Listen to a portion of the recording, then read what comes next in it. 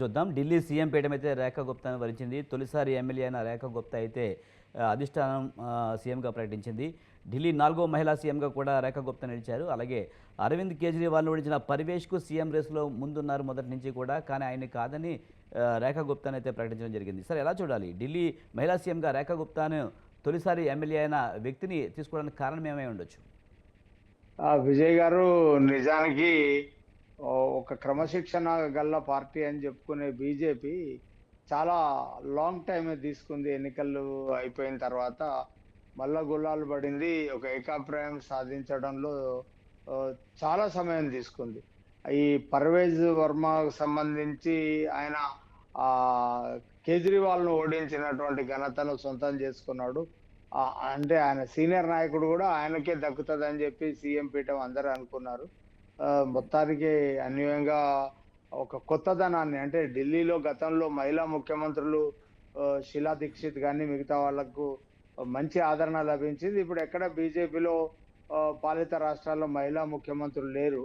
ఢిల్లీలో మొన్నటి వరకు ఆప్ కూడా మహిళకే అవకాశం ఇచ్చింది కాబట్టి మొత్తానికి ఒక కాంప్రమైజ్ క్యాండిడేట్ గా రేఖా గుప్తాని అయితే తెరపైకి తెచ్చారు. చాలా సమయం తీసుకున్నారు. అంటే బీజేపీ లాంటి పార్టీలో ఇంత సమయం పడుతుందని అనుకోలేదు.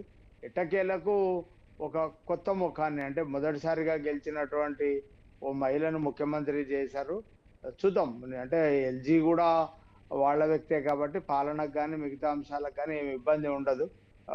అంటే అక్కడ డబుల్ ఇంజన్ సర్కారు సునాయాసంగా తన అనుకున్నటువంటి విధానాలు కానీ తన అనుకున్నటువంటి ప్రణాళికను కానీ అమలు చేయడానికి చాలా అవకాశాలు ఉన్నాయి. గతంలో లాండ్ ఆర్డర్ కానీ లేకపోతే ఉద్యోగుల ట్రాన్స్ఫర్ కానీ మిగతా అనేక అంశాలు ఎల్జీ చేతిలో ఉండేటివి ఆప్ సర్కార్కు ఢిల్లీ లెఫ్టినెంట్ గవర్నర్ సహకరించలేదనేటువంటి ప్రధానమైనటువంటి ఆరోపణలు ఆప్ అప్పట్లో చేసింది. ఇప్పుడు రేఖా గుప్తా సర్కార్కి అయితే అట్లాంటి సమస్యలు ఉండేటువంటి అవకాశం లేదు. కాబట్టి డెఫినెట్గా కొంత మెరుగైనటువంటి పాలన ఇచ్చి ఢిల్లీ ప్రజలకు ఉన్నటువంటి సమస్యలు, అంటే ప్రధానమైనటువంటి సమస్య అక్కడ పొల్యూషన్. ఆ పొల్యూషన్ను తగ్గించడానికి అక్కడ ప్రజలకు డ్రింకింగ్ వాటర్, అంటే యమునా రివర్ వాటర్ అంటే ఆర్ఓ వాటర్ కావాలనేటువంటి డిమాండ్ అక్కడ ప్రజల్లో ఉంది. కాబట్టి కనీసమైనటువంటి అవసరాలను సమకూర్చడంలో, అట్లానే ఆప్ బ్రాండును జరిపేయడము, లేకపోతే ఆప్ గతంలో ఇచ్చినటువంటి సంక్షేమాన్ని కంటిన్యూ చేయడం కూడా బీజేపీ సర్కార్కు కొత్త సవాలే. దాన్ని కంటిన్యూ చేస్తామని బీజేపీ అధిష్టానం ఎన్నికల ప్రణాళికలో వాగ్దానం చేసింది. గతంలో ఎక్కడా లేనంతగా బీజేపీ పాలిత రాష్ట్రాలు లేకపోతే దేశంలో ఎక్కడ సంక్షేమం విషయంలో ప్రజలకు మేము ఉచితాలు ఇవ్వము, ప్రజలకు మేము ఇవి ఇవ్వాల్సిన అవసరం లేదని బీజేపీ వైఖరి నుంచి పక్కకు జరిగి ఢిల్లీలో ఆప్ సర్కార్ ఇస్తున్నటువంటి అన్ని సంక్షేమ పథకాలని మేము కంటిన్యూ చేస్తామని ప్రజలకు వాగ్దానం చేశారు. వాటిని నిలబెట్టుకుంటూ కొత్త సంక్షేమంతో ముందుకెళ్లాల్సినటువంటి ఒక పెద్ద బాధ్యత రేఖా గుప్తా భుజస్కంధాలపైన ఉన్నది. డెఫినెట్ గా ప్రజల ఆదరణ అభిమానాలు పొందడానికి కృషి చేయాలి. ఈరోజు ఆమె ప్రమాణ స్వీకారం చేయబోతున్నారు. ప్రజలందరి తరపున, అట్లానే స్వతంత్ర న్యూస్ టీవీ ప్రేక్షకుల తరపున ఆమెకు శుభాకాంక్షలు తెలియజేస్తారు. రెహమాన్ గారు, అలాగే తొలిసారి ఎమ్మెల్యే కావడంతో అరవింద్ కేజ్రీవాల్ని ధీటుగా ఎదుర్కొనే అవకాశం ఉంటుందా, లేకపోతే డబుల్ ఇంజిన్ సర్కార్ కనుక కేంద్రమే పైనుంచి అంతా చూసుకునే అవకాశం ఉంటుందంటారు? నిజానికి బీజేపీ పాలిత రాష్ట్రాలలో ఎమ్మెల్యేలకు చాలా నామమాత్రమే, సీఎంలకు నామమాత్రమైనటువంటి అధికారాలే ఉంటాయి. నిజానికి కేంద్రంలో ఉన్నటువంటి అమిత్ షా, నరేంద్ర మోడీ ఈ కనుచూపు మేరకు, వాళ్ళ గైడ్ లైన్స్ మేరకు వాళ్ళు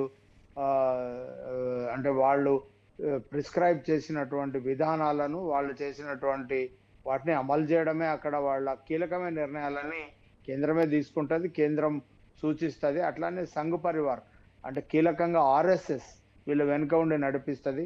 అన్ని కీలకమైనటువంటి అంశాలలో ఆర్ఎస్ఎస్ నిర్ణయాత్మక శక్తిగా ఉంటుంది. అట్లానే కేంద్రం అమిత్ షా జోక్యం అనేది డెఫినెట్ గా ఉంటుంది.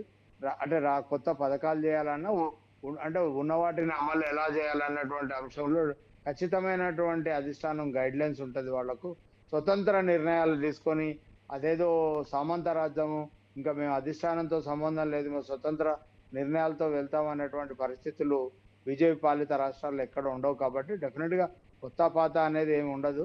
అందులో ఇప్పుడు కేజ్రీవాల్ అసెంబ్లీలో సభ్యుడు కాదు అక్కడ. కాబట్టి ఆ ఆప్ కొంచెం బలహీనమైనటువంటి వాయిస్ ఉంది అక్కడ. ఆప్ కీలక నేతలు ఎవరు అసెంబ్లీలో అడుగు పెట్టలేదు కాబట్టి కొంచెం ఇబ్బందికరమైనటువంటి పరిస్థితే ఉంది.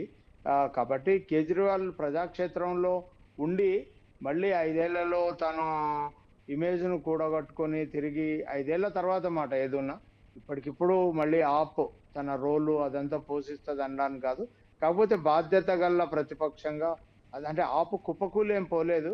గౌరవప్రదమైన స్థానాలొచ్చాయి కాబట్టి ప్రధాన ప్రతిపక్ష పాత్రను పోషించి ప్రజల్లో ఆదరాభిమానాలు పొందాలి.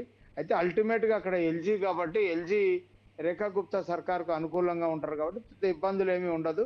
ఆప్ సృష్టించే ఇబ్బందులేమీ పెద్దగా ఉండవు. కాకపోతే విమర్శలు చేయడం, ప్రజాక్షేత్రంలోకెళ్ళి ఏమైనా ఆందోళన చేయడం లాంటి చర్యలకు పూనుకుంటారే తప్ప ప్రధానంగా అక్కడి సర్కారు సవ్యంగా నడవడానికి ఎల్‌జీ సహకారం కావాలక్కడ. లెఫ్టినెంట్ గవర్నర్ డెఫినెట్‌గా రేఖా గుప్తాకు పూర్తి సహకారం అందించే అవకాశం అయితే కనపడుతుంది.